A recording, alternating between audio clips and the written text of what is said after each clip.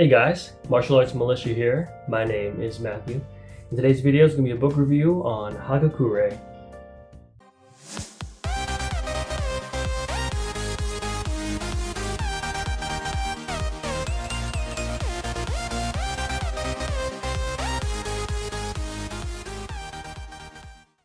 Now Hagakure translates roughly to something like Hidden by the Leaves or Hidden Leaves, and it's a compilation of musings by Yamamoto Tsunetomo, written by Toshiro Tsurumoto.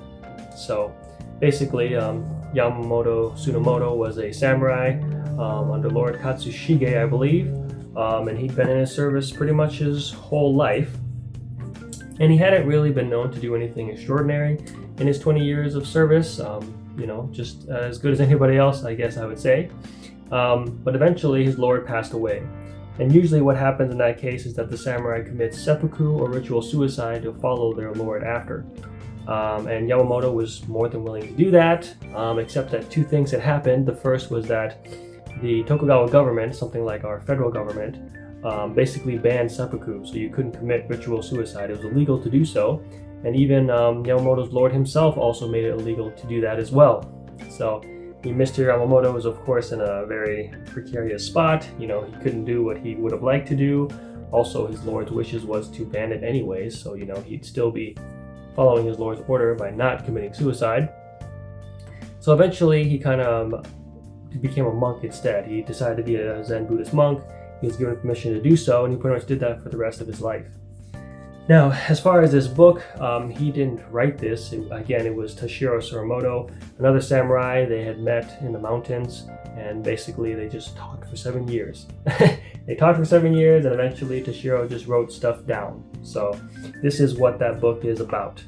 Now, of course, this translation is done by William Scott Wilson, which, as I mentioned in my Budo Shoshinsho book review, that this is the first book that Mr. Wilson translated. Then he did Budo Shoshinshu, and then of course Ideals of the Samurai is the last one. This book is actually a compilation of 300 entries of 1,300. So I don't know if Mr. Wilson had, I think maybe, possession of the actual Hagakure with all 1,300 entries, but basically he decided to only do 300 because he felt they were the most relevant. And I can kind of see what he means when you read through it. There are some things that relate to Bushido and Zen Buddhism, but then there's stuff that's just way out there, like anecdotes type of stuff. They don't really fit in a category.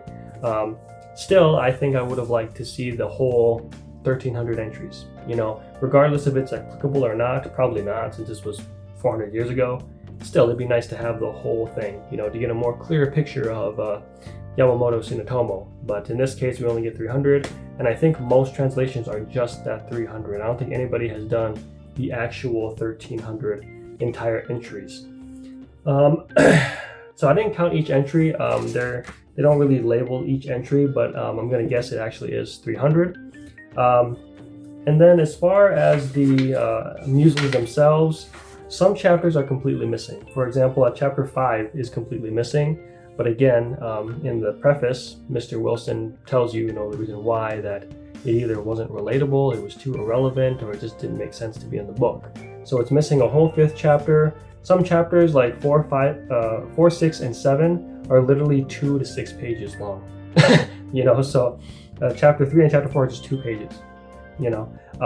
So again, I guess that gives us an idea that a lot of the musings may not be irrelevant, or maybe they're just, too far out there, but it's not the full Hagakure. So if there is one out there, this one ain't it. I don't know if I'd be interested in reading the whole one, but just to give you an idea, it's only 300 of 1,300 entries. And given that this is just, 300, I mean, the whole thing would be like, what, 4 times?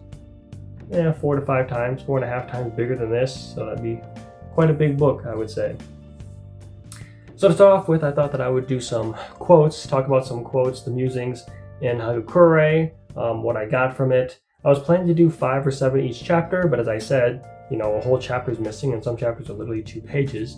So that didn't really end up happening. So I do have a collection of a few that I'd like to discuss. So the first one, some of these are very long, so let's just go through it. But The first musing I have from Yamamoto Tsunetomo is to give a person one's opinion and correct his faults is an important thing. It is compassionate and comes first in matters of service. But the way of doing this is extremely difficult. To discover the good and bad points of a person is an easy thing, and to give an opinion concerning them is easy too. For the most part, people think that they're being kind by saying the things that others find distasteful or difficult to say. But if it's not received well, they think that there is nothing more to be done, and this is completely worthless. It's the same as bringing shame to a person by slandering him. It is nothing more than getting it off one's chest. To give a person an opinion, one must first judge well whether that person is of the disposition to receive it or not. One must become close with him and make sure that he continually trusts one's words. Approaching subjects that are dear to him, seek the best way to speak and to be well understood. Judge the occasion and determine whether it's better by letter or at the time of leave-taking. Praise his good points and use every device to encourage him, perhaps by talking about one's own faults without touching on his, but so that they will occur to him. Have him receive this in the way that a man would drink water when his throat is dry, and it will be an opinion that will correct faults. This is extremely difficult.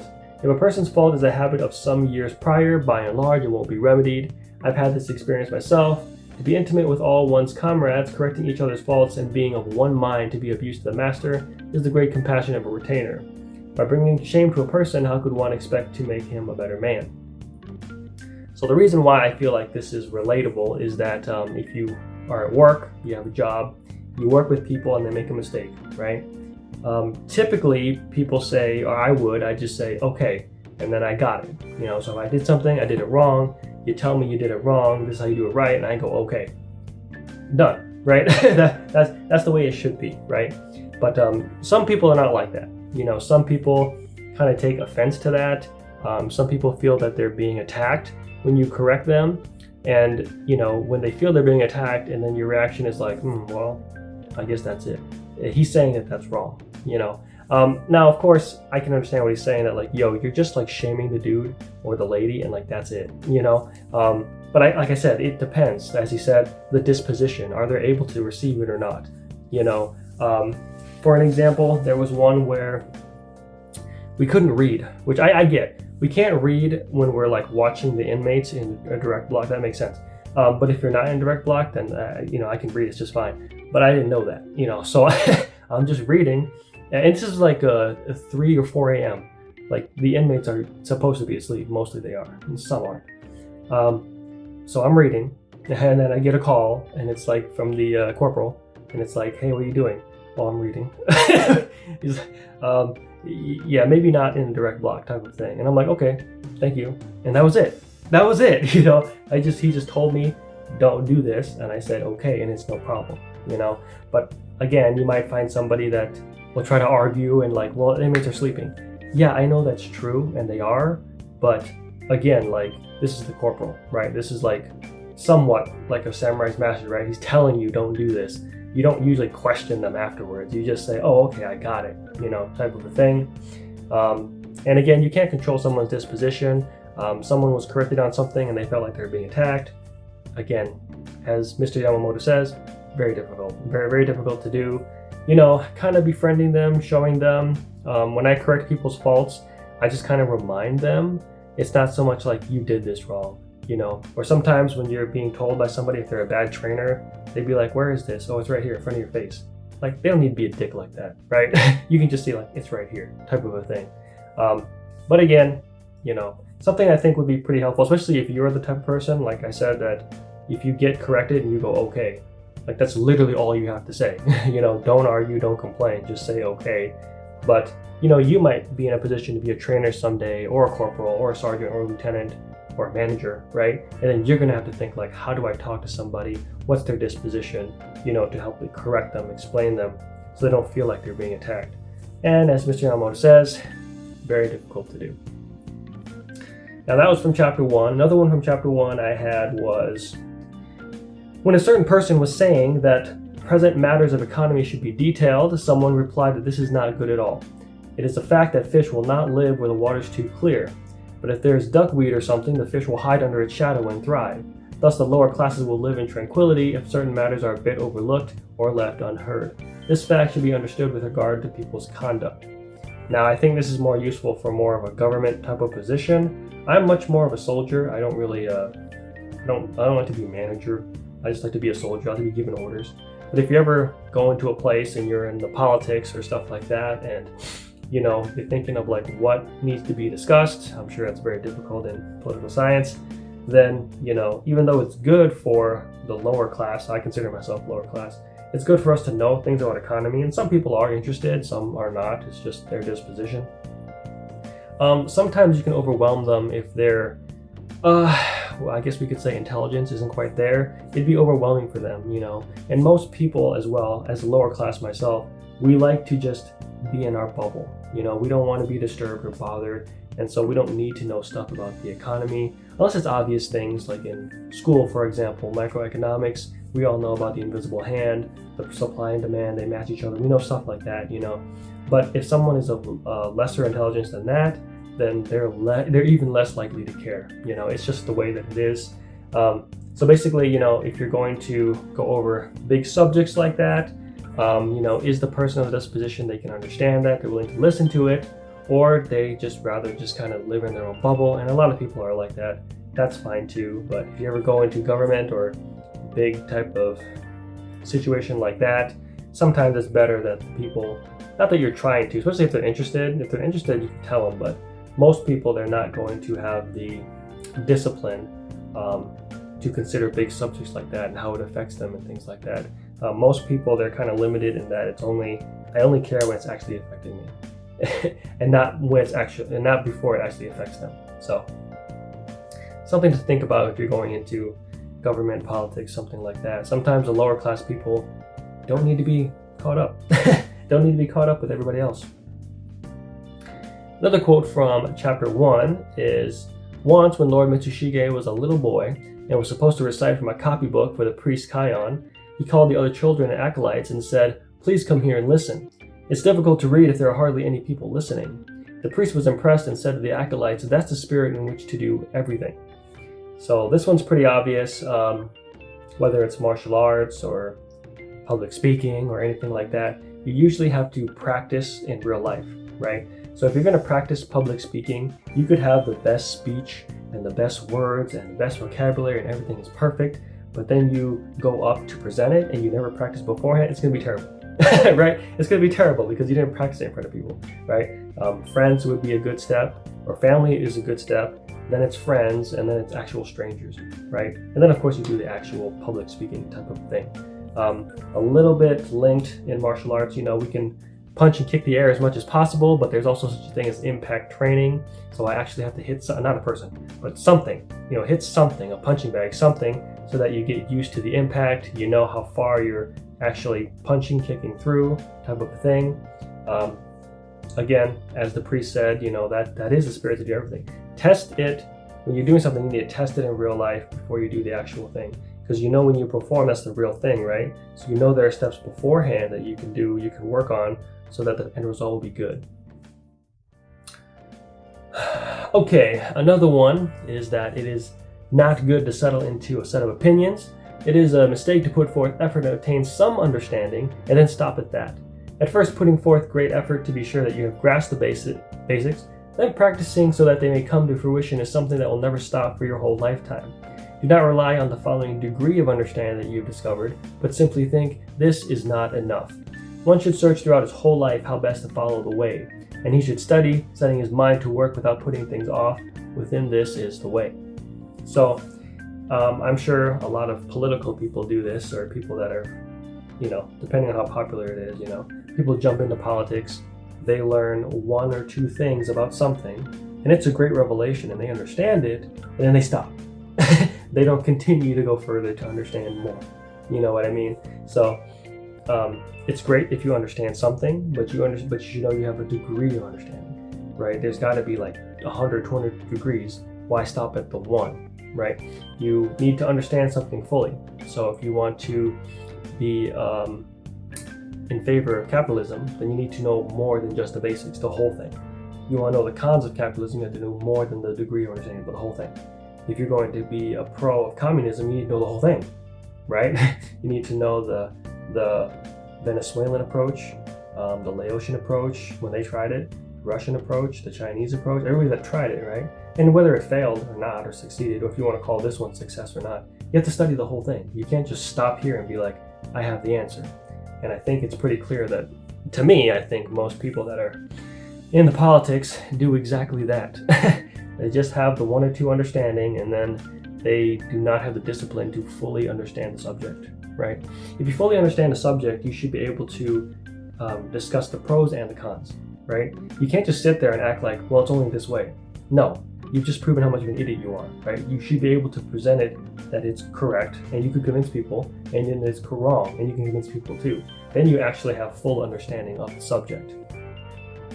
But, you know, politics is a bad example, but pretty much everybody falls into this.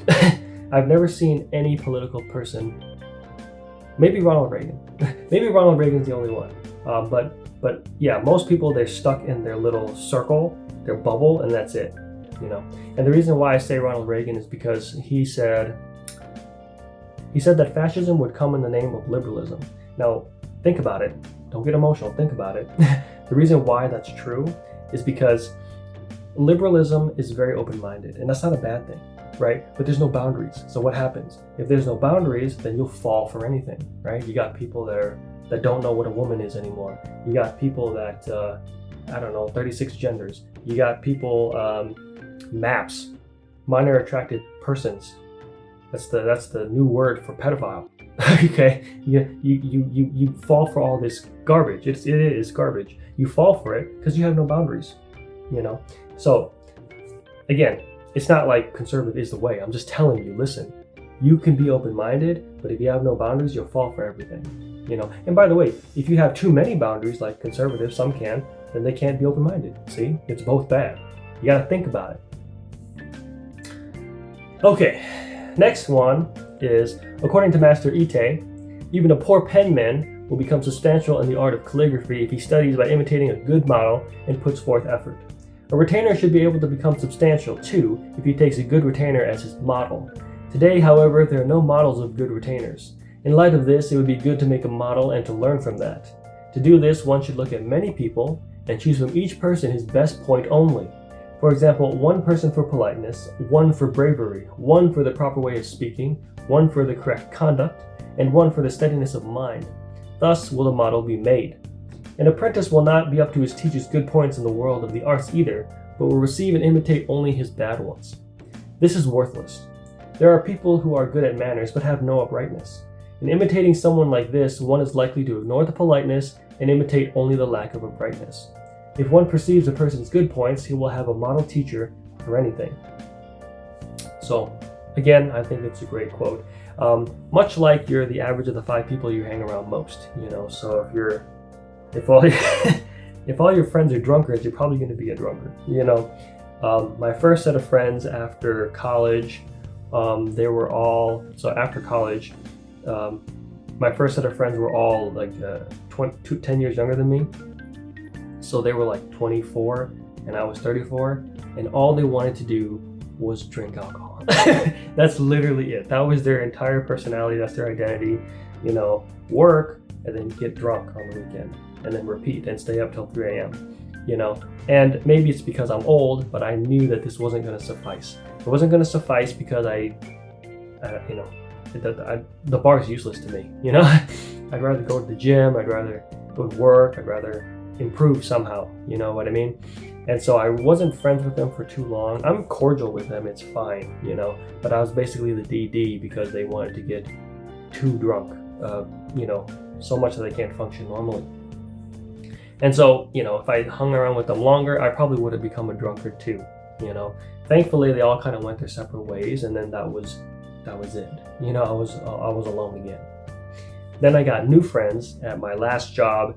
Again, they were 10 years younger than me, but they were completely different. You know, they were focused on their career, they were focused on their job, focused on their friendships, relationships. You know, 2 of them got married. You know what I mean? Like, you know, they got their life in order. You know, so it kind of makes me like, oh man, what am I doing? You know, I got to get my life in order too. You know, I got to get set up, figure things out. And so, you know, with this quote, basically, even if you're really bad at something, but you imitate someone really good, if you had 1 or 5% of that, that's already way better than where you were before, you know? That's why at least for my training, I take a lot from my physical exercise, I take a lot from gymnastics. Now, you can't be good at it unless you started when you're 4 years old. But still, if you can get 1% of their strength, that's damn good. That's damn good for martial arts or bodybuilding or anything, you know what I mean? So with athletics, pick the most difficult sport, that's obviously gymnastics. If you get 1% of that strength, you're golden. You know, if you want to study something, who's the smartest person, try to understand what they're reading. Even if you got 1% of that, that's way more than you would have gotten. And then of course, keep practicing, keep working, keep trying, and eventually you'll be good at it. You'll be substantial. Now, of course, in this case, you know, Yamamoto's talking about character, which makes sense, right? So if you feel like you don't speak well, then you should be around people that speak well. If you feel like you don't have good character, politeness, things like that, hang around people that do. Eventually you'll pick up their habits and they'll become a part of you. And then work on it diligently on your own time as well. So, very good quote, I like that one. Now, another one from chapter 1 is that Master Ite said, if one were to say what it is to do good, in a single word it would be to endure suffering. Not enduring is bad without exception. So this one's somewhat clear to me. Basically, enduring suffering, everything is suffering, right? Life is essentially suffering. If you don't endure, then you don't really build character. There's no strength without struggle. That's another quote I remember from martial arts. So basically, you know, you're used to kind of the strongest pain that you go through. So if you get through no pain, you're pretty soft. You're a marshmallow, right? But you go through some pain, emotional pain, physical pain. You get used to it. That's the limit of your strength, right? So again, yes, it's pretty clear to me. You know, enduring, persevering. These are good things to do. Whether it's exercise, diet as well, and then of course school. School is a very difficult one. I keep getting told, my dad keeps going, if you want to go to graduate school, I'd support that. And I'm like, okay, Dad, but I don't know if I want to endure that. That's just too much work. And I've been out of school for a very long time too, so I think it'd be hard to get back in the mindset. But yes, yeah, if you want to do well in life, you gotta endure. You gotta suffer, guys. Now the last one from chapter 1 is, until one reaches the age of 40, it is better to put off wisdom and discrimination and excel in vitality. According to the person and the rank, though a person has passed the age of 40, if he has no vitality, he will get no response from others. So I put that in there because it's interesting. I don't think I understand it entirely, but putting things off until the age of 40, I think that only applies to men, because you don't want to get married as a woman at 40. That's impossible. Literally impossible. No, if you're a lady, try to get married at after you get your college degree, if you want to. Some women don't. If someone want to be housewives, don't let anyone shame you. Be a housewife. It's okay. But if you want to be college, then go to college first, then get married to a good guy. Not a bad boy. I said a good guy. And then have your kids. You know, I think that's the way for the woman. I'll tell you why. 2 girls in my high school did just that. They married their boyfriends after high school. So they were 18. They married their boyfriends, and then I think they went to school. So they got their college degree, and you know, they married good men, not bad boys. And so I'm sure he supported her. And then she got her degree. Then she had her kids. I think one of them had 2 or 3 kids. One had 1, and that's it. They're done. Now they're done, right? So now all they have to do, and they both have their own kind of like at-home fitness, physical thing. It's perfect. They're done already. You know, they picked the good guy, not the bad boy. They got their kids. They have their bodies too, because they're physical fitness. They train. You know how hard it is to get your body back after like 30? Because don't girls want to get married at 30? You know how hard it is to get your body back after 30? Literally impossible. Unless you have a martial arts discipline, no, you're not going to get it back. Okay? So I think these girls are really smart. They got their kids, they got good men, not bad boys, and they got the kids, and they got their bodies, and they're training and doing just well. You know what I mean? I know society's telling women the other way, but I don't know why they're telling you that. I think that they're wrong 100%, but you know, just you do your work, do your research. But for this quote, I think it applies to men, because yes, men can wait until they're 40, right? So with men waiting until they're 40, so basically what happens is, I know this is in debate, but your prefrontal cortex is supposed to mature at like 28 years old, or maybe 25 years old, I think is what it said, or something like that. But basically, some people are going to be less, some people are going to be over. Mine was a little over. I don't think my prefrontal cortex grew up until about 29. I was 29 years old, and that's when I literally just woke up and was like, I don't want to live like this anymore. I was just living paycheck to paycheck, barely getting by. I was having heart issues because I was getting fat. Literally my brain was just like, yo, we're not doing this. We're not doing this anymore. You need to change big time, And the reason why you'd wait at 40 as a man is because, mostly because of, I would say, kind of like sex energy. That's a weird thing to say. Yeah, sex energy is very high for everyone, man and woman, when you're young, trying to make you get married and have kids and stuff. But as you get older, the sex energy is not as annoying. It's like, it's not like on the front of your mind, Like when I was 16, it was like, I gotta get a girlfriend, I gotta get a wife, I gotta be a dad. That's what I wanted, you know what I mean? And then, and I tried, of course, and girls said no, and they can say no, it's no problem. But eventually, at that 29, I didn't feel it anymore. Like that desire, like I gotta be a dad, gone, just completely gone. And with that gone, I could now focus. I could be like, oh, I need to work, savings account, how are my parents' health? It's not that well, I need to help them out. How are my brothers, how are my friends? Things like that, you know what I mean? And of course, if you don't take care of yourself, you're not gonna have a lot of vitality. So a lot of people don't think I look my age. I think I do. I think I look 37, but a lot of people think I don't look their age, and so I think that's why my friends are like 10 years younger, because they think I'm like one of them, they think I'm one of them. Like I was training for work, and my trainer was, I think he's like 24, 25, so he's 10 years younger than me, and we're talking, he's training, and one day he asked me how old I was, and at the time I was 36. I was like, yeah, I'm 36. And he was like, what? Because he was kind of talking to me like a kid. You know how kids talk to each other? He was talking to me like that. He thought I was like one of him, But I wasn't. I was 10 years older than him. So again, like I think if you look young, then people like treat you like you're one of them, Or I don't know. They just treat you like you're one of the same as them,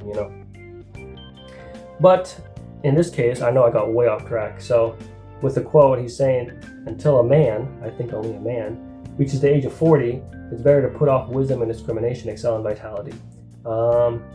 He has no vitality. Yeah, so if you're like an old person, I am an old person. If you're like an old person and you look like it, that you'll get no response from others, no vitality. So again, at work, in corrections, there are some tasks that are very kind of like for a young guy, if you have to wrestle with the inmates, that's a very young guy type of a thing. That's not an old guy type of a thing. But again, if you can do that, I guess, I don't know, people respect you. I don't notice that, again, because I don't look my age, so people just think I'm just like them. But yeah, it's pretty interesting that Yamamoto says to put off wisdom and discrimination, excel in vitality. But again, that's a whole different thing. If you train well, eat well, then that's pretty easy. But I mean, to be honest, I've been doing that, since like the last 8 years. So I'd rather just kind of get smarter. So I guess I put the quote in there. It's interesting. I probably don't understand it that well, but that's kind of my thought process with it. Now, those are all the quotes for chapter 1. I have about 3 in chapter 2. So the first one is, it was once said to Go No Joe that right now is at that time, and at that time is right now. One will miss the occasion if he thinks that these two are different. For example, if one were called before the master to explain something right away, he would most likely be perplexed. This is proof that he understands the two to be different. If, however, a person makes right now and at that time one, though he will never be an advisor to the master, still he is a retainer. And in order to be able to say something clearly, whether it be in front of the master, the elders, or even the shogun at Edo Castle, it should be practiced beforehand in the corner of one's bedroom. All things are like this. Accordingly, one should inquire into things carefully.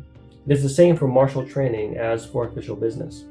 When one attempts to concentrate things in this manner, won't daily negligence and today's lack of resolve be understood? So an interesting quote, I don't know if I understand it, but basically, as far as right now and at that time, I think I tend to do that. Usually when I get orders at work, it's like, I need this done. I'm like, okay, I'll go do it right now. Literally, you tell me an order and I go do it right now. Sometimes I've kind of learned that when people give the order, they're not actually giving an order. They're being like, no, I don't want you to do it right now, Matthew. I'm just saying, like, when you have time. And I'm like, okay, that's fine. But my thought process is always like, hey, this needs to get done. I'll go do it right now. You know, I think more because we have so much to do that if I take care of it right now, I gotta think about it later. You know, so I don't want to have this list of like stuff to do. Like, that sucks. I'd rather just give me the order and I'll go complete the order and that's it. You know what I mean? Like, that's the way that I do it. I don't know if that's what Yamamoto is saying, but yeah, as he said, if you're called before a corporal or a lieutenant or a sergeant, he'd be perplexed. I wouldn't be perplexed. If you just said, hey, the sergeant wants to talk to you, I'm like, okay, I'm gonna go. You know, unless it's something like, do you want me to go right now? You know, I would go right now unless it said later, and then like, oh, okay, right? And say, go talk to them. I go, okay, go talk to him. You know what I mean? Like, as far as being perplexed, why would you be perplexed? Like, it's your boss. Your boss is saying, hey, there's a meeting. Okay, so go. You know, I don't think I understand it, but still, I think it's a good habit to do things right now at the time, right? Because our tasks at corrections, it's going to add up. It can look like it's down here. 5 minutes later, it's up here. Okay, so if I can just knock stuff off as quickly as possible, then that's what I do. So. Now, the second one is, next quote is, the priest Tannen used to hang up wind bells, but said, it's not because I like the sound.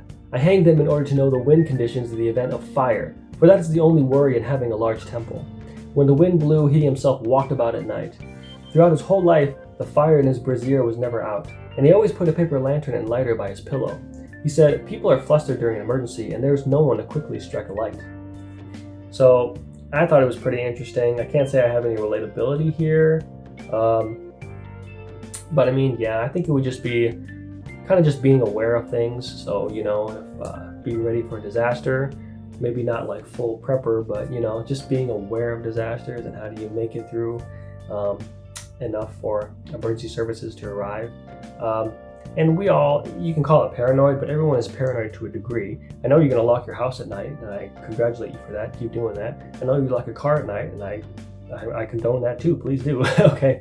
But no, if you can extend your paranoia or safety far beyond that, martial arts, I guess people would call us paranoid. I don't know. Again, it's not a bad idea, right? Being aware of, as Paul Harrell would say, what disaster is most likely to strike you, right? Is your area known for tornadoes, hurricanes, floods, stuff like that?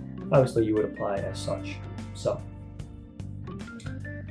and the last one I have for chapter 2 is that the priest Keiho related that Lord Aki once said that martial valor is a matter of becoming a fanatic. I thought that this was surprisingly in accord with my own resolve, and thereafter became more and more extreme in my fanaticism. So, basically, I think any martial artist knows this. When we study weapons, you know, we study like everything about it, you know? So I see something and I'm like, what is that? What is it made out of? How do you fight with it? What is it? You know? So for example, you get like a broadsword, right? Big ass broadsword, a lot of weight, a lot of heavy. I'm gonna need some strong tendons, ligaments for that. Here's another sword. It's got how would you call it? It's got like some of the scalloped metal off of it, so it's gonna be a little bit lighter, you know, so maybe instead of like a 3-pound sword, it's like a 2-pound sword. Is that better? Is it not better? You know what I mean? Like, you gotta be pretty, I don't know if I would say crazy, but at least curious. Curious, question, asking all the time, you know? Even if it's a gun, it's like the new gun came out, or what is it? How's it gonna compare to a regular striker? Price, materials, safety, mechanisms, right? Like, what is it? How does it do? Replacement parts. Is it easy to take apart? Because if it's going to be a fighting weapon and it's great, but then you need 7 different tools to take it apart, it's pretty useless, right? As a fighting weapon, right? Because if you're in when the zombies attack, right? You need to be able to take your gun out, dip it in the river, clean it, dry it, and go back together. No extra tools, right? You gotta think like that, right? Same thing with exercise, right? Oh, I'm gonna rely on my boxing, right? Then you're gonna need to be a pretty good leg strength, good leg speed, right? Or if you're gonna kickboxing, it's even more so because you're gonna use the legs too, right? So you got to be pretty, I would say, kind of obsessive with it, I guess, and always curious too. You know, I'm always online. I was looking at I like to look at guns.com. They come out with their latest news, and they always show out like the new guns that came out for SHOT Show, or the new tools, the new stuff, new holster, new everything. You know, yeah, everything to do with martial arts. You just got to keep up with it, keep track of it. Again, it's easier to do when you're an actual martial artist. I know there are some that are just they want the self-defense aspect, but they're not that into it, and that's okay too. Okay, but if you're actually going to look at martial valor, then yes, like it's literally everything, you know. And then resources too. If you have army friends, marine friends, stuff like that, they got great information. They don't have to share with you if they don't want to, that's fine. But if they will share with you, like that's golden information. You gotta keep up on that too. I didn't find any quotes for chapter 3 that was relatable to me. There were certainly a lot of interesting stories that Mr. Yamamoto had heard in his time, and that's great. Nothing wrong with that, but nothing that I could get for me as an American in 2026. So the next one I got was in chapter 4, just one. And this was that Lord Katsushige always used to say that there are 4 kinds of retainers. They are quick and lagging, the lagging and quick, the continually quick, and the continually lagging. The continually quick are men who, when given orders, will undertake their execution quickly and settle the matter well. Fukuchi Kichizaimon and the like resemble this type. The lagging then quick are men who, though lacking in understanding when given orders, prepare quickly and bring the matter to a conclusion. I suppose that Nakano Kazuma and men similar are like this. The quick then lagging are men who, when given orders, seem to be going to settle, but in their preparations take time and procrastinate. There are many people like this. Other than these, one could say that the rest are continually lagging. So in this case, I kind of relay this more to like workers. Workers that you work with, and also myself. So for example, I would say that the continually quick, so men that get orders and they undertake the execution quickly and they settle it well, that would be like my Marine friend. And this is not just a Marine friend that was in for 4 years. This dude was in it for 14 years. 14 years, oh my goodness. This man fought wars and shit, okay? So after 14 years in the Marines, you know, when you tell him one thing, he got it. But that's it. You don't have to tell him anything again. He got it. If you explain something new, you tell him one time, he got it. That's it. You don't have to tell him anything else. So that would be a high level of competence. I imagine that competence comes from a lot of verbal abuse. I've never known the military to be very nice, okay? But after decades in this case, of abuse, you know, it's kind of a defense mechanism that you will learn it quickly, you know. So martial arts, in the old days, probably not now, but yeah, martial arts masters can be abusive, verbally abusive, not as much as the military, but yeah, so we have some degree like that. But I would say like the military, that's 100%. Those guys and girls, you tell them one thing and they got it. Because they've gone through that abuse already, that verbal abuse already, and so they know, you know. But that makes them very good soldiers, right? So yeah, my Marine friend would be the continually quick. I would be the lagging then quick. Okay, so basically I'm lacking in understanding when given orders, but I prepare quickly and I bring the matter to conclusion. Now the reason for being lacking in understanding is because martial arts on a lower degree is less abusive than military. So yes, there's some verbal abuse for sure, right? But not as much as the military. So that's why if you give me an instruction, I've never had the immediacy of like, I need to get this because I don't want to be yelled at again.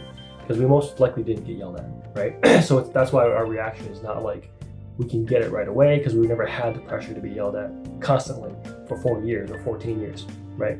But we still execute the order just fine, right? So I'll verify with you, is this what you want? Like, oh, okay, then I'll go do it. It's no problem. Just with the continually quick or the Marine, you just tell them one time and then they'll go do it. You don't have to repeat it. With us, you do have to repeat it, maybe twice at most. Maybe. Usually not, but maybe you may have to repeat twice, depending on how many tasks we have on the list. Again, in corrections, when you ask us one thing, it's on top of like 10 things already. Okay, so the military will get it just fine. Us normal people, us civvies need a little bit more time. A second reminder. I'm sure you can think of workers that they act like they're going to do it, but then they procrastinate. We all know somebody like that. And then continually lacking is pretty bad. Probably a couple of people like that. We know, right? We don't need to say too much. Okay, so for chapters 5, 6, 7, 8, and 9, I know 5 and 6 were pretty short, or 5 doesn't exist. 6 and 7, they might have been a little short, 2 pages. I couldn't find any quotes that were relatable. Again, they were good information in regards to what life was like for Mr. Yamamoto back in 16th century Japan. Interesting trivia, not really applicable to an Asian American in 2026. So the next one I have is in chapter 10. And in chapter 10, I have that a certain man once said, "I know the shapes of reason and woman." When asked about this, he replied, "Reason is four-cornered and will not move, even in an extreme situation. Woman is round. One can say that she does not distinguish between good and evil, or right and wrong, and tumbles into any place at all." Now, I know some people are going to say the sexism, but essentially, everybody's sexist. Okay? But for this one, I think it's more because if you look at neuroscience, which is a settled science, everyone's brain is a female brain. However, when your DNA code reads XY, in my case, as, well, let me get some good light. As a man, right, my brain changes from a female brain into a male brain. It does that when it reads the XY code. It floods the brain with testosterone, makes me think like a man, act like a man, and have man parts. Now, if your DNA code reads XX, so it's going to be a woman, nothing happens. Nothing happens, guys. Everything's left alone. The female brain stays a female brain, thinks like a girl, act like a girl, have girl parts. That's it. Okay? It is settled science in neuroscience as well that the female brain has a lot of emotional pathways in the brain. And the man's brain is more logical, right? So if you're telling me something, I will go do it, is what it is, you know. If you tell a woman something, they'll do it, but then there's emotional pathways as well. They have mirror neurons in their brain, so when they talk to you, they like mirror emotions. That's like their number one ability, right? They're mirroring emotions to see kind of like the emotional response to it, right? Whereas if you give me an order as a man, I follow the order. That's logically what I'm doing, right? Now, as far as like things like distinguish between good and evil, right and wrong, again, I think a woman can do that, but remember that they have the emotional pathways. So if something is right, it has to filter through her emotions first, right? If something's evil, it has to filter through emotions first. A guy, again, we're just logical. So you just tell me good and evil, I know it already, right? Easy, right? Right and wrong, easy, right? But with a woman, you gotta remember there's an emotional pathway first that gets filtered. You may still get the good result, but it might be a little diluted. You know what I mean? So, again, you can say what you want to say, but if you study neuroscience and the female brain and the male brain, then this is not new news. This is not a new discovery. Okay, this is pretty normal. So, next quote I have is in chapter 11, which is the last chapter, by the way. There's another chapter of late night idle talk, which it's fine, it's no problem, but I mean it's pretty short, kind of a paragraph, and I couldn't find too much relatability. So this will be the last one, chapter 11. I've got 4 quotes. The first one is, "A person who does not want to be struck by the enemy's arrows will have no divine protection. For a man who does not wish to be hit by the arrows of a common soldier, but rather by those of a warrior of fame, there will be protection for which he has asked." So I think that's pretty interesting, not in that I believe it, but in that, you know, when we go into battle, you know, or combat, right, most people think, oh man, I gotta get him good, I don't want to get hit, you know. But of course, in higher levels, right, in combat, when you get hit, it's okay if you get a better hit, you know. Would you trade a jab for a cross? Like, you get me with a jab and I get you with a cross? Hell yeah, I'll take that trade. You got a worse hit, right? If you trade an uppercut for a hook, that's pretty good. Uppercuts are pretty strong, so if you trade me one hook but I get an uppercut, that's a great trade. You got more damage, you know. So here is just saying, like, you know, people, they're too, you'll notice this too when the kids, you know, the little kids, they start the martial arts, It's like they don't want to get touched. They don't want to get hit, But again, it's okay. They're kids. As you get older, you'll understand that, like, yes, I'll take a trade of your weak hit for my strong hit. Absolutely. Anytime, all day, But I think it's interesting that in this case, I'm sure a soldier's like, I don't want to get hit by anybody's arrows, but it's like, well, you're going to get hit by somebody, right? When the rain of arrows come down, you're going to get hit by somebody. Let's hope it's a good one, or a famous warrior rather than just like a normal person, a commoner. In this case, he's talking about divine protection. Not too relatable for me. I mean, it is relatable in that the divine protection is Jesus Christ, but I'm sure, they're talking about other stuff. In Japan, they believe in Zen Buddhism, the different Buddhas and different gods, so that's their god. But yes, interesting quote I found. Now, the second one is that wind bells are things that are used during campaigns in order to know the direction of the wind. For night attacks, fire can be set windward, while the attack can be carried out from the opposite direction. Your ally should be mindful of this also. One should always hang wind bells in order to know the direction of the wind. So I'm not an outdoors person myself, but I just find that pretty interesting. Yes, fire attacks were very common in warfare in the past. If there was a good wind, you can get a fire starting, you can catch the enemy supply lines. Absolutely beautiful, glorious, type of thing to keep in mind. So yeah, it just reminded me of that, but yeah, it's always good to know the conditions of war, whether it's a big, large-scale war, even a small one too, For example, if you're fighting somebody who's being a punk ass, and you're outside, and there's some dust on the ground, that's pretty useful information, I have to say, Be aware of your surroundings type of a thing, Now, the third one I have is that Lord Aki declared that he would not have his descendants learn military tactics. He said, on the battlefield, once discretion starts, it can't be stopped. One will not break through the enemy with discretion. Indiscretion is most important when in front of the tiger's den. Therefore, if one were informed of military tactics, he would have many doubts, and there would be no end to the matter. My descendants will not practice military tactics. So this one's kind of interesting. I can kind of see myself going halfway in, halfway out. I mean, yes, once you get into military tactics and you're thinking about the enemy strategies, you can fall into a loop where you're just constantly worrying all the time and you never take an action. So yes, eventually take an action, right? But also I wouldn't just like dumbassly run into something without knowing, like people are going to set traps in castles and stuff like that. So I do have to know something. What is the standard military tactic in besieging a castle? What can I expect? How do we do, how do I fight against this, right? So it's an interesting statement, and I get it too. Like you can totally just sit there and just think too much and not take an action, but half and half, you got to think about what you're doing too. But it is pretty interesting that he said his descendants wouldn't practice military tactics. Granted, this was like Japanese peacetime, so they probably thought a war could happen, but obviously, spoiler alert, 2026, nothing's happened.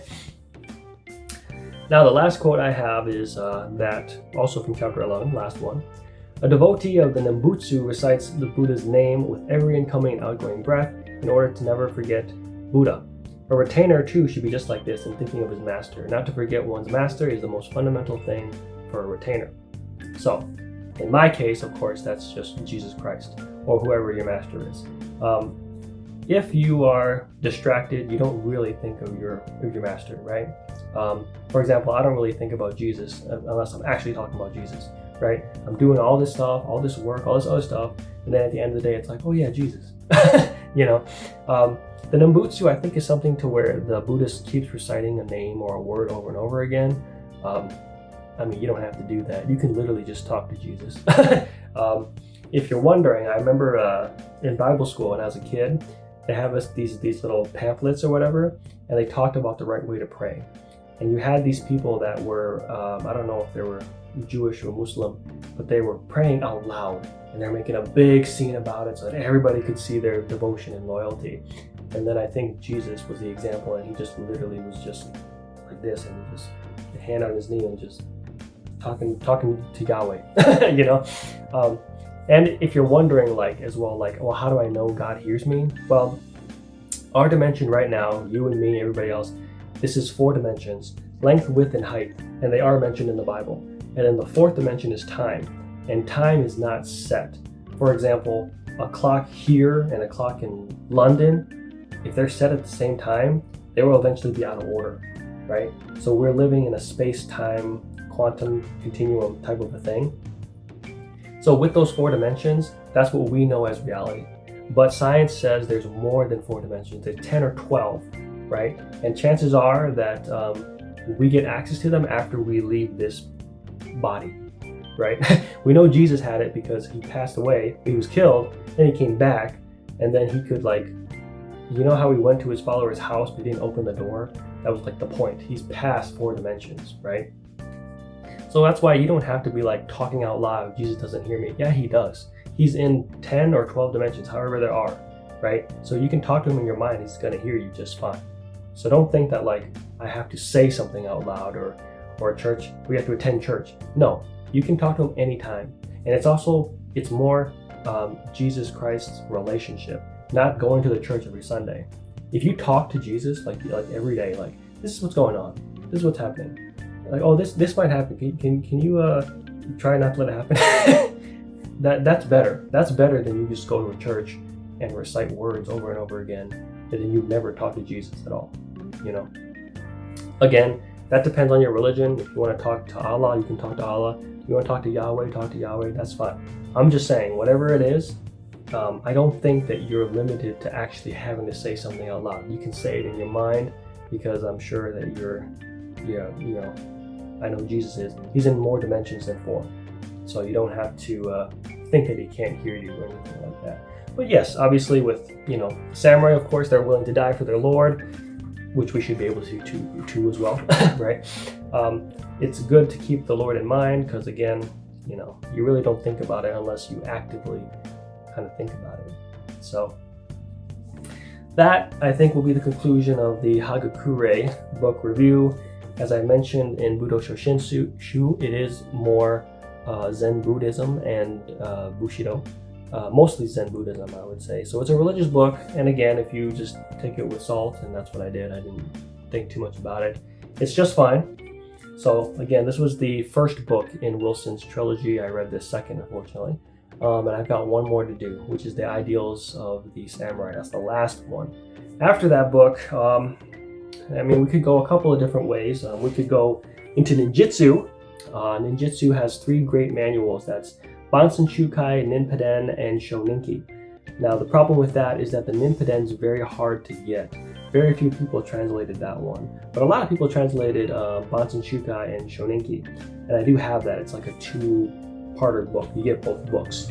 I just won't have Ninpaden unless I want to pay this ridiculous amount, which I've seen it, but you got to pay a crazy amount of money for it. Or I've been looking at a lot of David Christian's book. He's a YouTuber that does the modern martial artists. A very great channel. Highly recommend. He had a book, Footworkman's Fights. I bought that book already. I could read that one, Otherwise, I'm trying to come up with more books to read. I kind of want to go more in the exercise and nutrition route, just because I can use that stuff right away. There's nothing wrong with the Code of the Samurai or the Ninja, that's fine. But I can't use it right away, So I may try to go more towards that exercise and nutrition route so I can use information immediately. And then of course we can read the other books as they come by and as they interest me. So I hope this video was interesting for you. Guys, have any questions, comments, you can leave it in the comment section below. Please like, dislike, doesn't matter, it's all good to me. Other than that, I'll see you guys in the next video, okay? Bye now. You learned martial arts! Martial arts, good!